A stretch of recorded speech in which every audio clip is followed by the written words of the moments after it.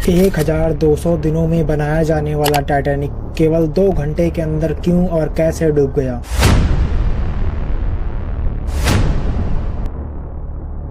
नमस्कार, मैं हूं सैफ और स्वागत करता हूं आपका इस नए वीडियो में। 10 अप्रैल 1912 ये वो दिन था जब दुनिया का सबसे लार्जेस्ट और एक्सपेंसिव जहाज टाइटैनिक अपने पहले सफर के लिए तैयार था। उस दिन अटलांटिक ओशन पूरी तरह से शांत था और समुद्री तूफान आने का दूर दूर तक कोई चांस नहीं था। 1500 से भी ज्यादा लोग टाइटैनिक पर सवार हो चुके थे और हजारों लोग टाइटैनिक को अपने पहले सफर पर जाते हुए देखने के लिए बेताब थे।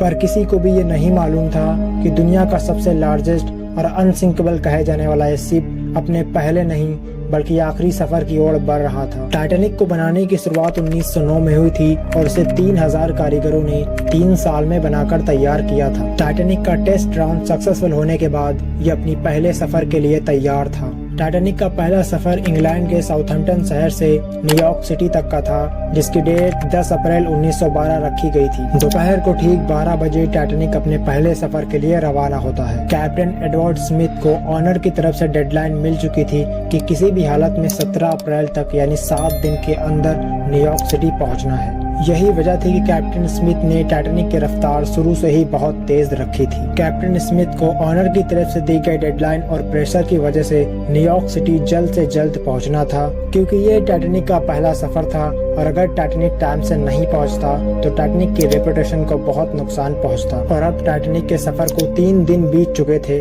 फ्रांस और आयरलैंड के थोड़ी देर के स्टॉप के अलावा टाइटैनिक 72 घंटे से लगातार न्यूयॉर्क की ओर बढ़ रहा था। ये 14 अप्रैल 1912 की शाम थी जब समुद्र पर हर तरफ खामोशी और धुंध छाई हुई थी, जिसकी वजह से विजिबिलिटी भी काफी कम हो चुकी थी। उसी रात एक और समुद्री जहाज जो टाइटैनिक से कुछ ही घंटे आगे था, उसके कैप्टन ने वायरलेस पर टाइटैनिक को समुद्र पर तैरती हुई बर्फ की चट्टानें यानी आइसबर्ग की वार्निंग दी थी। एक्सपर्ट का मानना है कि ये वार्निंग कम से कम भी 6 बार दी गई थी, लेकिन वायरलेस ऑपरेटर की लापरवाही की वजह से इतनी इम्पोर्टेंट इंफॉर्मेशन मिस हो गई। अगर इन वार्निंग को सीरियस लिया जाता तो आगे का सीन ही कुछ और होता। अब टाइटैनिक अपनी पूरी रफ्तार से न्यूयॉर्क की ओर बढ़ रहा था, लेकिन अभी भी टाइटैनिक को बचाया जा सकता था क्योंकि जहाज के पहरेदार अलर्ट थे, जो किसी भी आइसबर्ग की जानकारी दूर से देखकर कैप्टन को देने के लिए रेडी थे। लेकिन आइसबर्ग को दूर से देखने के लिए पहरेदारों के पास एक चीज नहीं थी, जो कि थी दूरबीन।